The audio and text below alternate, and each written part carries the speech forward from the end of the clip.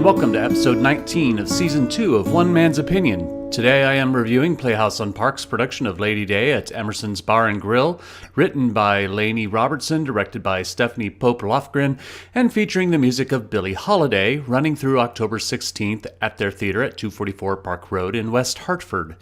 If you're not familiar with Billie Holiday, what are you doing on my channel? Go and pull her up now and listen to her music for at least an hour, then come back. I'll wait. Alright, welcome back. Holiday is one of the preeminent jazz singers, easily ranked with the top singers of all time like Ella Fitzgerald and Nina Simone. Songs like God Bless the Child and Strange Fruit, Autumn in New York, and Good Morning Heartache are now part of the Great American Songbook because of her recordings. Her notoriety as a singer was matched by her notorious history and tragic life, from her being raped at 10 years old to being a prostitute at 13 to her destructive opioid and alcohol abuse.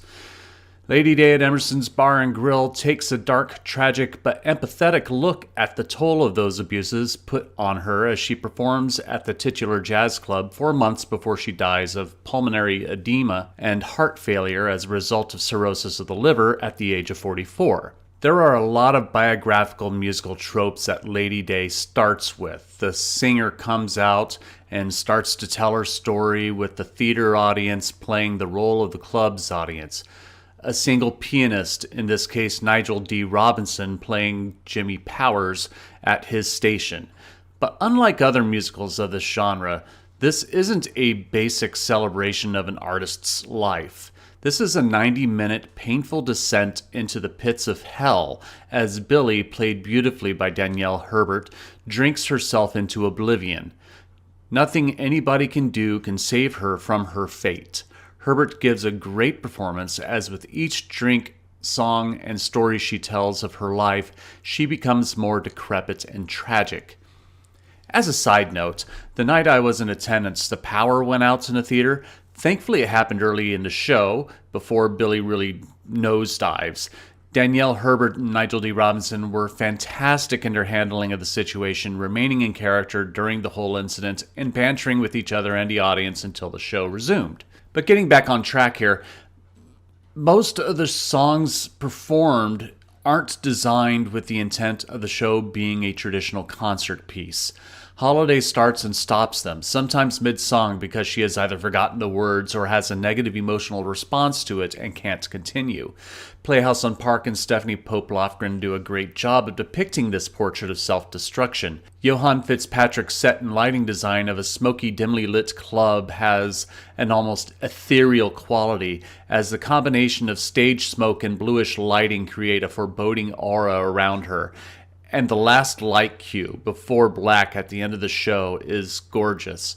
For the audience members willing to pay out a couple extra dollars, try to get some of the table seats on stage. There are 4 two-seat cabaret tables set up. I am curious about the Soule Golden's costume design. Holiday starts off in capris instead of her signature dress. There is a costume change with a significant plot reveal about halfway through the show. I'm not necessarily saying it's a bad choice, it's just that I've never seen any photos of a production of Lady Day where the costuming was chosen to go in this direction. It feels a little out of character, but I'm willing to also acknowledge my own potential ignorance here. It's entirely possible she did occasionally dress like that on stage, and I just haven't found any photographic evidence. So if you know one way or the other, please help me out, I'd appreciate it. There is a story plot point or two that I was curious about as well. Early in the show, she indicates that she resents having to sing God Bless the Child and Strange Fruit everywhere she goes because she's sung them so many times. She's tired of it, and sometimes she's just not in the mood, which I totally understand. Yet here she goes on to sing both of them in the show anyways. I get it. They're some of her signature songs, and the show wouldn't be complete without them. But at the same time, if she doesn't want to perform them, then she shouldn't. So it becomes a storytelling catch-22, almost as Lanie Robertson has to be honest with the character, but also appease the audience. Another thing is the cigarette Herbert is holding. She holds that cigarette the entire show and not once takes a hit from it. It's a prop that feels like it belongs there, but isn't properly being utilized. Like she should be smoking and snuffing out cigarettes almost as much as she's refilling her glass with gin or vodka. But these are mostly small critiques for what is otherwise a moving and tragic biographical musical. Don't go see Lady Day to nostalgically hear a collection of Billie Holiday songs. That's not what this is. This is a depiction of a woman who is lost and isn't going to come back. A harrowing tale of caution and the price of what it took for a poor black girl from Philadelphia and Baltimore to come out of the horrors of being a poor black girl in the early 20th century and becoming one of the greatest voices in jazz history. But I am only one man's opinion, so be sure to leave yours in the comments below. If you're interested in seeing Lady Day at Emerson's Bar and Grill, I'll leave a link in the description. You can support my channel by liking, sharing, and subscribing, and be sure to hit the notification bell to be alerted to future reviews. My next review will be the New York Theater Workshop production of Victor I. Cazares' American Televisions. Thank you for watching, and I will see you at the theater.